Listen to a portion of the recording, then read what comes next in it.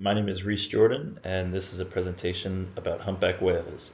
More specifically, the southern hemisphere populations of the humpback whales, what they are, what they do, the challenges that they face as a species. So hopefully you can understand a little bit more about them, and ultimately why they're important and why we should care about protecting them and their environment, and maintaining their environment. As you can see here, this is a picture that I took myself on the first ever Xavier Expedition to Antarctica in 2024, and it lets you get a little sense of how impressive these animals are. So humpback whales are extremely large mammals. They can grow up to 40 tons or 80,000 pounds, up to 60 feet long. That's about as long as a bowling lane and as heavy as a fully loaded semi-truck. Yet they can still breach fully out of the water, reportedly up to 40 feet. Humpback whales live in all the world's oceans and are a truly global species with a presence nearly worldwide, except for some smaller areas like the northernmost reaches of the Arctic Ocean, the Hudson Bay, the Mediterranean Sea, and smaller areas like that. It's estimated that the humpback whales can live around 80 to 90 years, yet the lifespan for these is hard to measure because the intense whaling of the 19th and 20th century greatly reduced the populations, especially the oldest individuals. But more recently, populations have rebounded, and their conservation status has been upgraded from endangered to vulnerable, and then most recently in 2008 to least concern. Some populations, though, are still considered endangered under the U.S. Marine Mammal Protection Act, yet these are all in the northern hemisphere. So all southern hemisphere populations are now of the least concern. So krill is really the basis of the entire Antarctic food chain, and the humpback whale is no exception to this rule. Antarctic krill make up the majority of their diet in the summer, and they can eat up to 1.5 tons a day during the summer feeding season. Shown on the right is an example of an Antarctic krill that one of our guides pulled out of the water and let us take pictures of. Humpback whales, they're a baleen species, meaning they have large baleen plates in their mouth instead of teeth. They do not have teeth, and they use these baleens to filter the krill and other small fish and crustaceans out of the water to feed on. Because of the lack of teeth, this is another reason why it's challenging to age humpback whales. As I mentioned, it's kind of unsure about the exact lifespan because oftentimes for animals, teeth is one of the ways that they can be aged. But as I mentioned, they have baleens instead of teeth, so this is another challenge. A lot of people get the impression that because they feed on small krill, they might just be a passive sort of feeding species, one that just kind of swims around and lets things float into their mouth. And humpback whales certainly are not that. They're one of the most intelligent species on Earth, and they put that intelligence to use in their feeding practices. Humpbacks display the most variety of feeding methods of any whale. Some of these include using bubble curtains where they'll exhale bubbles sort of in a wall to keep krill in a certain area. They'll herd the prey in circles before going in to feed, and then they'll also feed in formation together with other whales in order to maximize their yield and to maximize the efficiency of their feeding.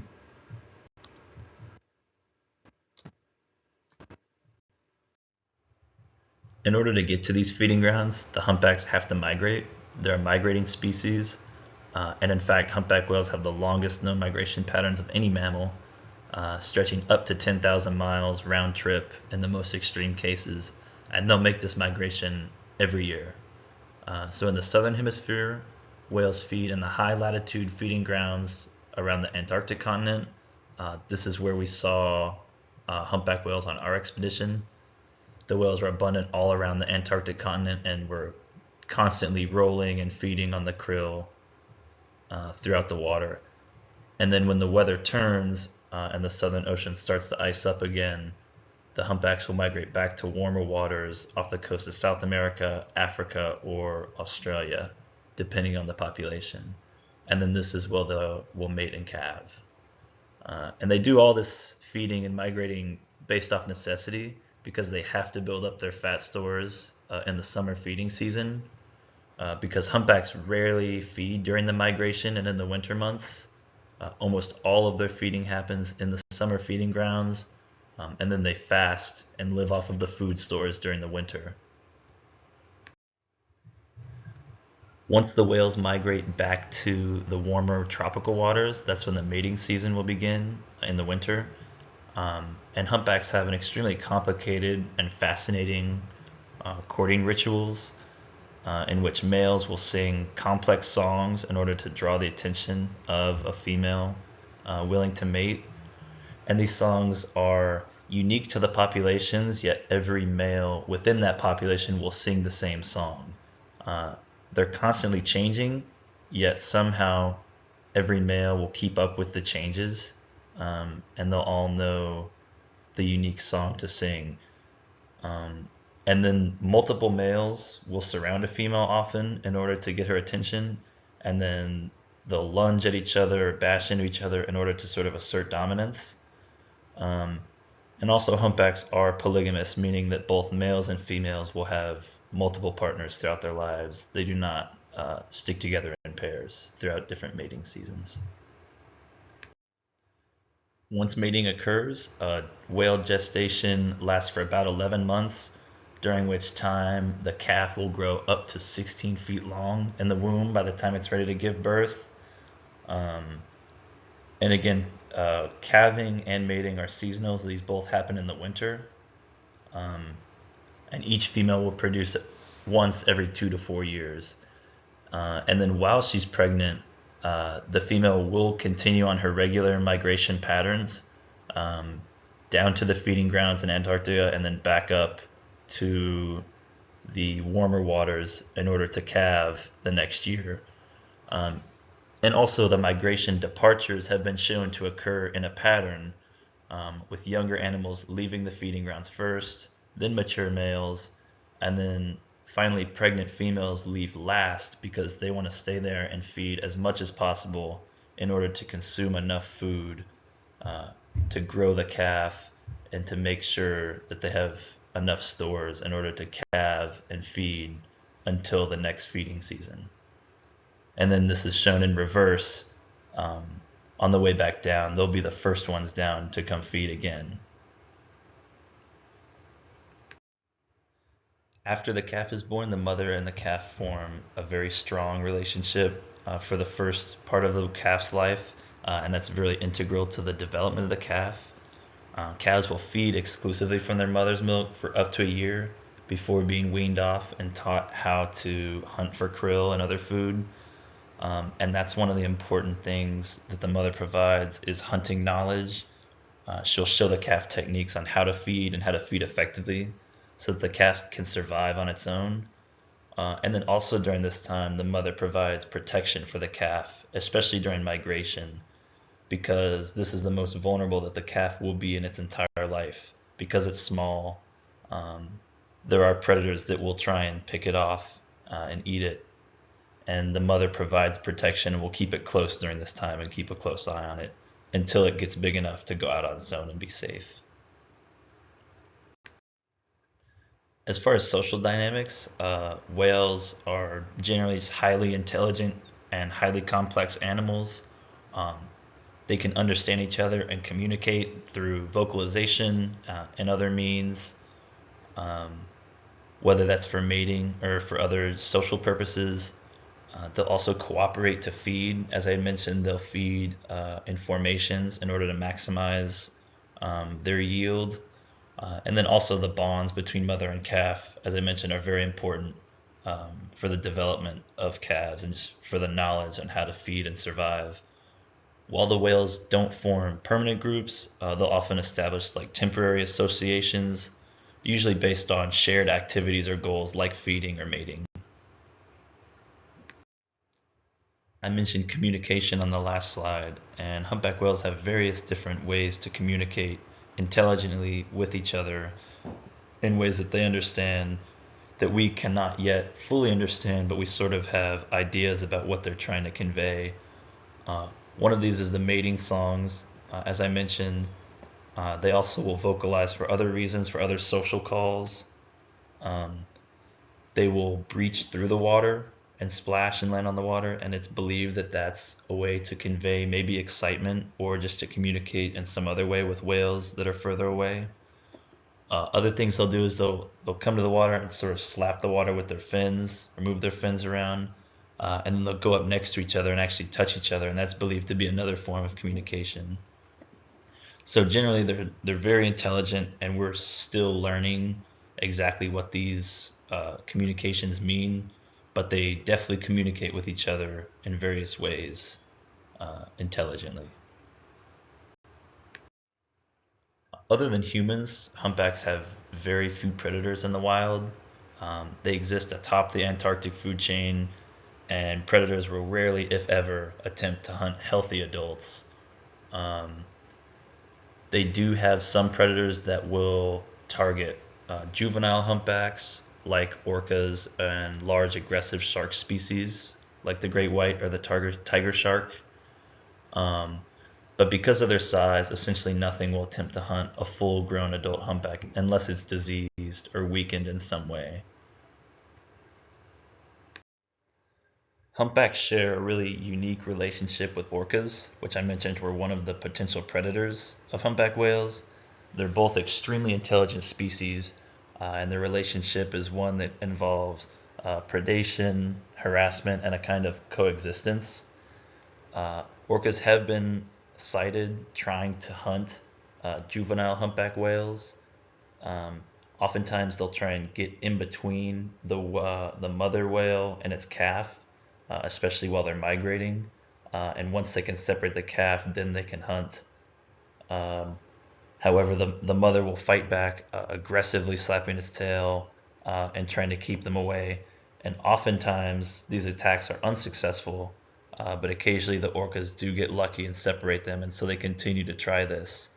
Um, but because the species are so intelligent, the humpback whales don't forget these attacks, and even in unrelated hunting, when they'll come across orcas hunting seals, for example, it's been seen for the humpbacks to try and swim in between and disrupt the hunt to try and keep the orcas from being successful because they recognize the threat that they pose, and they'll do anything possible to try and harm them and prevent their success. So I think this is a really unique example of a relationship in the wild between two extremely intelligent species and how they sort of fight each other but also sort of coexist at the same time. So I find it very interesting. Putting aside their natural predators, humans are by far the biggest threat to humpback whales, and historically this threat has come in the form of whaling. Indigenous cultures have hunted whales for centuries. However, it was really the commercial harvesting, which started in Antarctic waters around the 18th century, that caused the humpback populations to collapse. Um, so during the 19th and 20th centuries, whales were hunted for their blubber, which could be turned into oil. They were hunted for their meat, and they were also hunted for their baleen, which, because of its fibrous nature, can be woven into baskets or used as fishing line.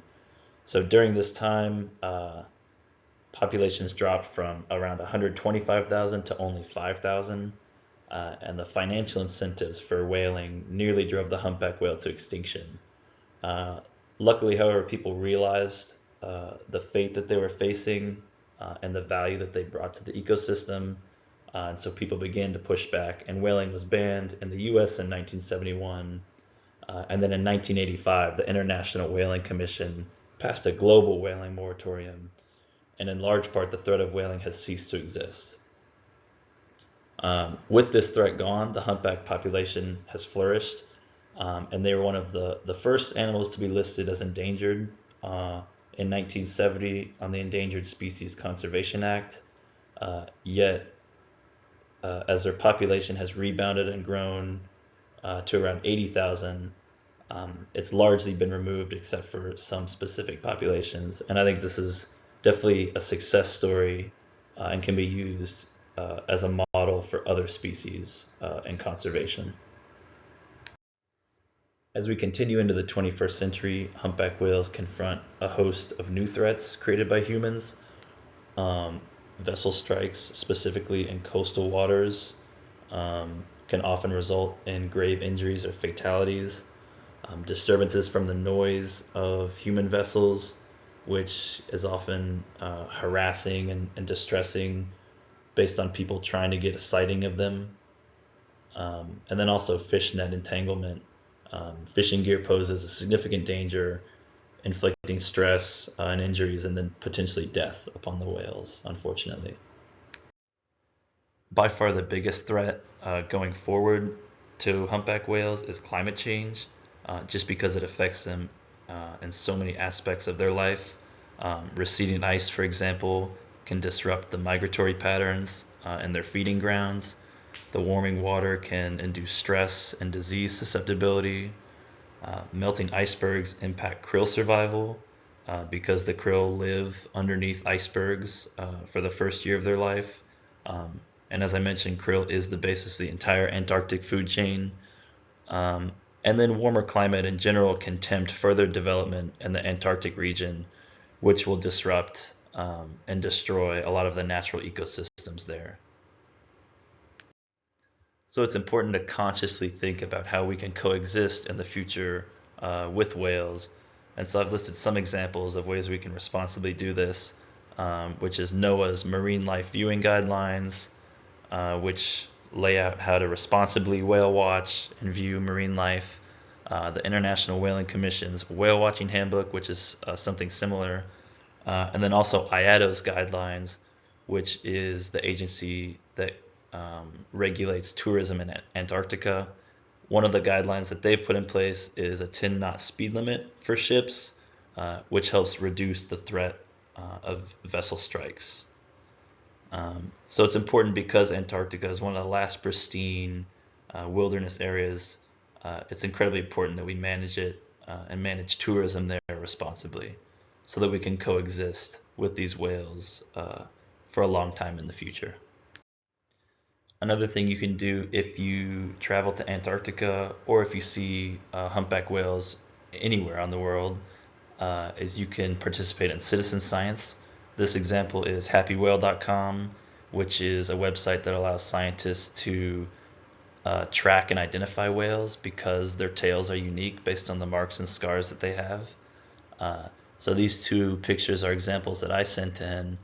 The picture on the left is believed to be a female based on an observation with a calf. And you can see on the map on the left the different places where she was sighted around Antarctica. The example on the right is an unnamed whale and has only been sighted by one other person. But I actually still continue to get updates when these whales are sighted because I sent in these pictures. So it's a cool way to promote science and to also responsibly view the whales. These are the sources that I consulted when doing the research for this project.